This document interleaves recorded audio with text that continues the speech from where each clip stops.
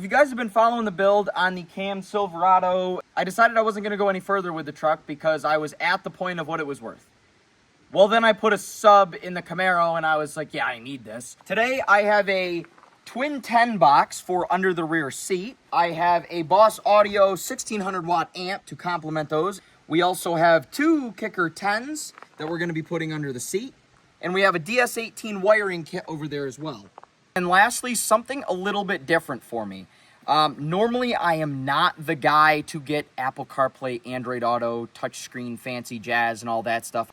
Now, this is a little different because I daily this truck, and I now want something that I can have GPS on and something that has a proper output to these speakers because I discovered that these speakers are aftermarket, so we're not installing new speakers. This is the Atoto S8MS. It's an Apple CarPlay, Android Auto 7-inch stereo deck that we're going to be putting in the truck with a kit that I bought. This is the Scosche Install Centric kit that I purchased. And I'll be putting the Atoto in using that as well as a wiring harness that I am going to show you guys a quick installation of right now. Alright, it's all back together now, and you can see I use these little solder connectors that I used in the same Camaro video. If you haven't seen these before, pretty much they're just solder connectors with some heat shrink on them. You put them over the wires after twisting the wires together and use a heat gun, and then you're good to go. So first things first, let's rip this out of here. Let's pull the dash piece out. Now, if you guys see what I was running before, there was this Pioneer stereo deck, and I thought it had an issue with that right front speaker, but it wasn't. It was the aux cable. So I rigged this together that we're going to be getting rid of all of this today. Very nice. So now we're going to pull out the 3 7mm right here, as well as the climate control stack, because we have to tap into the brown wire that's behind here in the climate control stack, because these actually need a jumper wire so that you can get an accessory power switch. The previous owner obviously did not know that, because with the key completely off and out and the doors open, you can do this and it'll never turn off.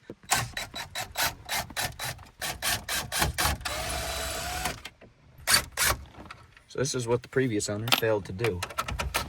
Was just take the climate control deck out, spliced into the brown wire. Oh my. That is ugly. Who let this guy touch a stereo? What the f... There we go. Alright, now it is this one, I think. I'm going to look up the wiring diagram. We're going to chop this red wire that came in the Scosche kit. We are now going to wire tap this into brown wire here. So essentially, it is just a turn-on wire. So you're going to wire tap these two together. You just go like this, you hold it at its end, take a pair of pliers, send that crimp through, make sure it's penetrated. Yep, it is well penetrated. Just ask your mother. We're now going to plug this back in, and this is ready to go back in. Now, we are going to do the same exact thing to our accessory wire here. So I'm just going to wire tap it just like that. Make sure it's tight. It is tight. I'll put an end on this. That way this can plug in and come out. We'll shorten this up for neatness purposes. Strip it. Insert that into the red wire. Now, if my wiring is correct, I should be able to plug this in and turn on the stereo deck. And if all is functional, which everything should be, I'm going to have cameraman wire in the RCAs and the little blue wire, which is what we call the remote wire. We're going to stuff it down here into the dash, run it all the way around and down through that kick panel. So this is the Atoto S8MS. We have some screen protector. This screen protector has like a frosted cover on it so it doesn't glare in my eyeballs, which is a genius idea. We have probably about 10 different wiring harnesses with backup cameras and whatnot. Although I think it would be pretty sick to have a backup camera on this, I'm not going to be doing it because this truck has a roll pan. If you guys don't know what a roll pan is, it's essentially a rear bumper delete, and it would kind of look cheesy if I was to install that. You have pretty much a harness for everything because the stereo deck is now actually slimmer and they rely on the harnesses to power the things that you need, such as your RCAs. There is not going to be an RCA plug-in on the stereo deck itself now. You guys are going to tell me that this thing seems small, because it is. Look how skinny this thing is. It might as well be a model. What I kind of dig about this is it has a huge heat sink on the back, right? And it's very skinny. So all the harnesses that you need to plug in are going to take up the same space. So for somebody like me, that works out perfectly because I have the dash space to be doing that. For somebody that's trying to mount this in like a hot rod or a street rod or something, and they don't have the room, you can make a place for stuff like this. This thing feels solid. Like, it doesn't feel like it's falling apart in my hand, which, again, I kind of like, actually. I am not usually one for touchscreen stuff. My 2018 Silverado that can be shown right there is too high-tech for me. It is too nice for me. I also like that this has buttons.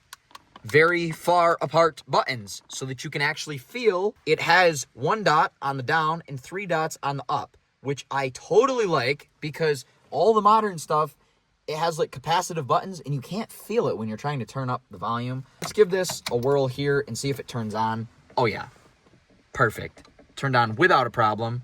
Let's try to listen to something. Looks like everything's functional. I'm gonna have to put a beat over this so I don't get copyrighted.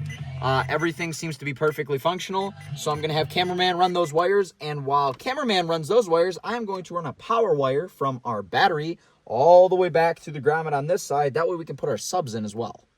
Cameraman's making progress on that side. So I am going to pop the hood and I am going to use this grommet, which is the same grommet I used on the single cab. I've been told that what I do is wrong here. When I push this grommet to the side and push the wire through, I've been told that that is not the correct way to do it. I've been told that it is going to burn down my truck many of times. It works for me. If you guys want to do it the proper way, technically, you should be pulling this back out of the grommet and putting it through the center of the grommet. First step in installing anything of this sort is always to disconnect power from the battery. I also did purchase a longer battery bolt, which is going to allow us to put the power wire on here and not have to have a top post battery.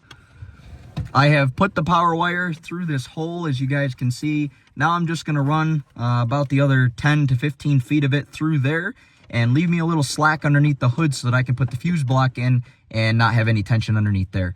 All right, I've got this run pretty nicely here, and it looks like DS18 actually gave us, I call it wire loom. I don't know what it's actually supposed to be called. It's the protective cover that you guys see right there. So now I don't feel as bad about it going through and being able to rub the steel. Now I am going to pop these trim panels up. All right, we've got that one trim piece off now, and there's just a bunch of little clips in these. All the early 2000s GM vehicles pretty much just have clips holding together their interior, and you can kind of just put your fingers under and pry up with your fingers if you don't have a tool to do so. I've got the power wire ran all the way down this side, and cameraman has got the RCAs and remote wire ran all the way down this side. Now we're going to pop those trim pieces back in, and we're going to have to try to find a place for the amp. I've come up with a solution as to where to put the amp. You guys aren't going to like it, and I definitely don't like it. But what we're doing is we're taking this off, right? We're not going to take the seats out. We are going to rest it behind the seat in between 2 flaps of carpet that GM so generously left us. That way it doesn't rattle because I need to be able to access it to tune this thing in. Beautiful. We are going to clean up an area right here and put our ground here. Just going to scuff the paint right here through the paint to bare metal, and then we're going to find a nice place that we can put our screw for our ground cable. If you guys remember last time, I acquired a Band-Aid when I was doing this. I'm going to crimp it here, and then I'm going to go get the biggest pair of channel locks I have in the garage and make sure that this thing is as firmly crimped as possible. Actually, I don't even need the channel locks. That is the strongest connection I have ever felt in my entire life. Other than this one time that I picked up a hooker behind Dollar General. She costed less money than this sub-wiring kit. Reconnect this to this. I just stripped the ends of the power and the ground, and we're going to be putting the connector on here, and then I'll throw that fuse block in. That looks cute, and then we can put it in our power. We can now strip the RCA. And for the very rare occasion, I'm actually going to throw on one of these connectors. If you guys saw the Camaro video, I just crimped it right in the mount on the amp. Typically, that's what I do. Today, I am a changed man. I picked up one of these from Walmart. It's like $3 or $4. Essentially, what this is it's an extension of the factory bolt. So we'll actually be able to clamp our additional wire into here because it's longer. So this right here, I've always just used channel locks. As you can see, that's the easiest way I find to get it out. This is the poor man's solution of either doing a top mount battery swap in one of these or getting one of the extensions with the screw on the other side. I'll throw the fuse block in here in 3, 2, 1. All right, so we're back now, and we now have our whole contraption added up here. I did tuck the fuse block back here, as you guys can see. Fuse blocks are pretty straightforward. It's pretty much you just connect the dots with an Allen wrench. All right, now we're going to do what I call the dry run, and we are going to put the subs in the box, connect them in the truck to the amp at 4 ohms, and then we are going to connect all of our baby wires to the stereo deck, and hopefully everything should work. So this is number 1 of our new subs. The second one was already out for test fitting just to make sure that they actually went in. We're going to put them in just like this. But first, we have to use these to connect the sub to the box because there's ports on the box here. You take just a piece of sub wire. You connect one on one, one on the other. I am going to go gray to power here and green to ground. We're going to connect green to ground, gray to power. Set it in the box. I just use these little panhead sheet metal screws that I get from the local hardware store to mount my subs. With this one, I'm doing all 8 screws. Typically, I don't. Typically, I'll only do 4. Put it in the box nice and evenly, and we will put all 8 screws in. I have connected everything out back, and I'm now just finding all the stuff that accords with everything else. This one says phone link, and to be completely transparent with you guys, I'm not sure what exactly this one's for, but nevertheless, I'm going to connect it anyways. This is a 4G antenna, a GPS antenna. Our hardware, we are going to use this. So even though I really don't ever plan to use the GPS functionality other than the Apple CarPlay, I'll still screw this in just because. And then the 4G LTE one that I'm also never going to ever use, but I will screw that in as well because it would be a good feature for somebody that needs it. This one right here is for the backup camera. We're not going to be using this, as I said earlier, because we have the roll pan. So I'm going to plug this one in because this one has a Bluetooth thing on it. So I think we may need this. We must match it to the 5-pin at the top. There we go. Okay, now before I mount any of the hardware, we will tap into our blue wire here and our blue wire here, and we'll see if the subs work. Like this. Installing radios is lots of color coding and such. So now we should be able to turn this on. This is just some no copyright music I found.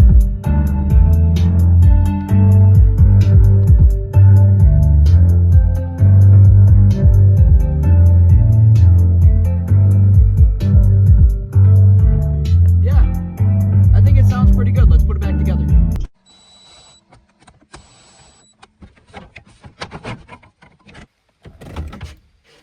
Unfortunately, the mounting hardware really sucked, and it's got a really bad gap here, and I'm not sure what exactly I'm going to do about that. Kind of threw me for a loop when none of these things fit properly. It's very odd. This one almost fit properly, but still didn't. You're going to call me crazy for this, but I am just stuffing the amp up in here, and I can figure out some sort of mounting hardware that's actually hardware at some point. Now we are putting the subs in the truck. All right, so we're now all connected. I'm gonna back it up to the back and let the seat down. See how the fitment is? Okay, the seat actually locks. Huh. Ask your mom to come check out these back seats with me. So we've got everything buttoned up right now. The subs are in, they're connected. They seem to be functioning very well. I'm gonna do a little dialing in and also do a little research on why the double din stereo deck kit that I bought off of Walmart fits very badly. It does not bezel properly. So I want to do a little research on that. I will catch you guys tomorrow. Alrighty, y'all, next day here, and I have one of these. What this is a remote bass knob, so to speak. You mount this somewhere in your vehicle, and you plug in what looks like an old Ethernet cable into your amp, and then you can adjust the bass right from here. So we've got one end of our Ethernet cord looking thing right here. We are going to plug that in back here. Kind of has to go by feel, but you can hear it click in right there on the amp, and then we're going to run it along with our power wire down onto the left side, and I'll show you where we're going to mount that in the dash. All right. Trim piece is off now.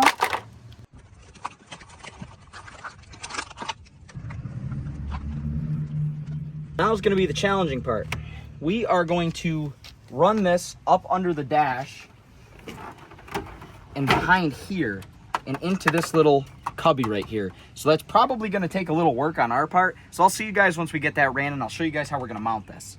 Right here is the little cubby. You can see we took that out, right? And we have our little Ethernet cable looking thing. I'm going to drill a hole directly in the center right here. That way we can put this through.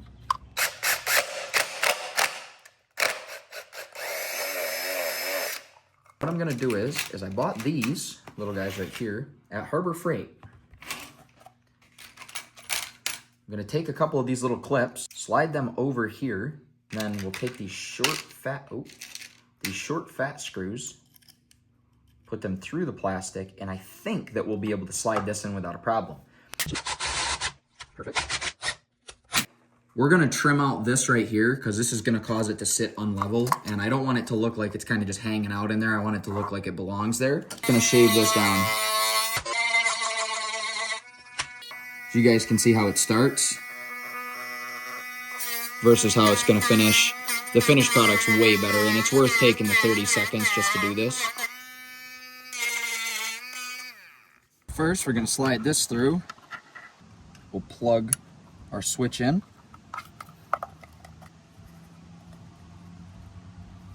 And then we'll screw this in here. Now we're going to take our Dremel tool and just very lightly sand off the tip of this screw here.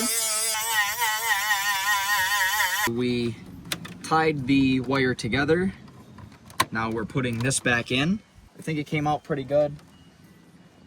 Pretty much what I'm going to do now is I'm going to tuck this behind this panel here, and I'm also going to tuck it up here, zip tie anything that's hanging, and make it look pretty, and I will see you guys in 1 minute. Now we can drop the seat. If you guys remember in the last clip what was going on, the radio is sitting very deep into the dash because of the mounting hardware kit, and I bought this Skosh kit off of Walmart. And this kit fit terribly. I've never seen a kit from Walmart fit that bad. Typically they fit pretty good. This one just fit horribly. The right side didn't work at all. So I used the metal mount on the right side, as you can see, and I drilled a hole so I could put a bolt in the factory location. And then here on this side, I drilled further back. And that way the slider was able to go back far enough, and I was able to angle it down a little bit. That way this can move forwards. When I put this dash piece back in, you guys are going to be able to see what I'm talking about. It fits way better now.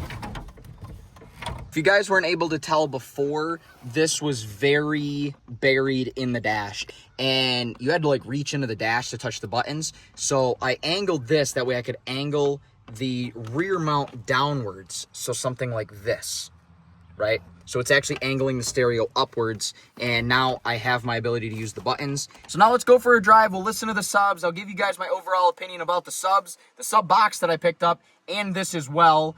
But first, let's do a cold start.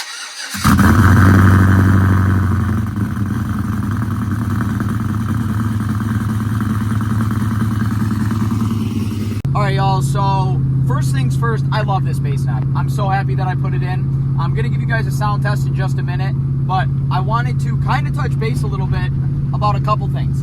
First thing is, dead honest opinion for atoto is it's phenomenal. I mean, it's quick. If you guys take a look, it's quick, it's easy. You have a bunch of different options here between Apple CarPlay, music, map. Everything in here loads extremely quickly. I have no complaints about this thing. If you guys are scared of wires and wiring, I would recommend at least watching some install videos. Second thing, if they have any sort of specials or anything like that, I'll put any codes or links or whatever in the description. That way you guys can take advantage of that if you guys want one for yourself. Third thing, this thing has kind of changed my mind about the whole touchscreen radio in an older vehicle. Before this, I was seriously like pretty strict to a single DIN. Even though I did have a double DIN kicking around that I put in the Camaro, if you guys look at my channel, I pretty much only installed single DIN stereos. Let me give you guys a little sound test here. I know that the mic won't pick it up quite as well as actually being here in person, but I'll show you guys a mirror too so that you can see how much it thumps. Between speakers and subs in this stereo deck, I think it's about a perfect combination for a daily. They hide under the seat extremely well, which I'm very grateful for, because I can still use the extended cab as an extended cab and have people in the back. It's not like having a stunt wall or something like that. And the functionality is perfect. So let's hear this thing. This is just a no copyright sounds song right here. We're gonna turn it up and turn up the bass on this knob that we installed. It did not hit like this before. This isn't even all the way up. They did not sound good.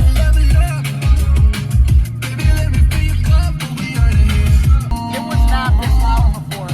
And we also didn't have our little friend here.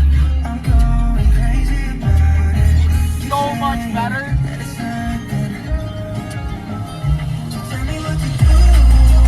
Look at the mirrors.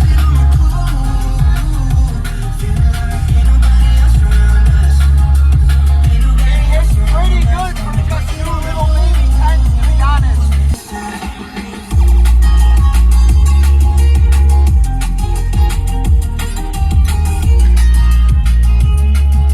I'm pretty impressed, I can't lie. You can hear this over my exhaust. That's success in itself. All right, y'all, thank you so much for watching. I'm actually really hype about this. Usually I don't make full videos that are dedicated to like stereo systems or something because I like having a quick, easy system in all of my vehicles. That way they sound decent, but I usually don't care enough to make a full video about them. I did this for two reasons. First reason is because it actually took a little bit to do this video, and I ended up with about 2.5 hours worth of footage. Second reason is because next video that I do on this truck, we are giving her a little cosmetic makeover. We're going to get rid of that ugly side paneling stuff that's on the door, the little edge guard. We're going to get rid of the pinstripes. Maybe I'm going to bang that dent out just a little bit, although it's part of the character of the truck, so I'm probably going to leave some of it. Even if I could make it perfect, I probably wouldn't. We may do wheels and tires. It depends. I kind of still love these. If I find a good deal on a set of 20s or 22s, we'll opt for those. And I have a couple other little things that I'm going to do to kind of make her a little bit prettier.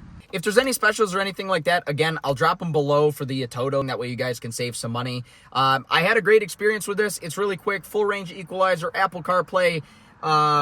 It doesn't take up a ton of space for being a double DIN because it's that skinny, and it has those mounts.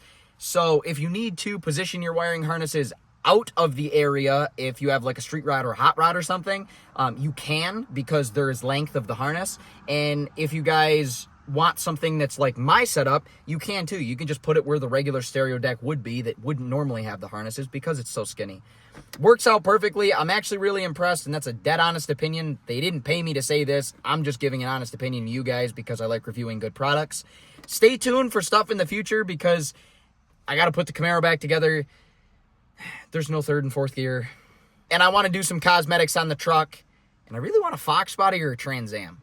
I don't know which yet. I'm going to make a poor financial decision as soon as I sell something that I own currently. And I will see you guys in the next one. Thanks for watching.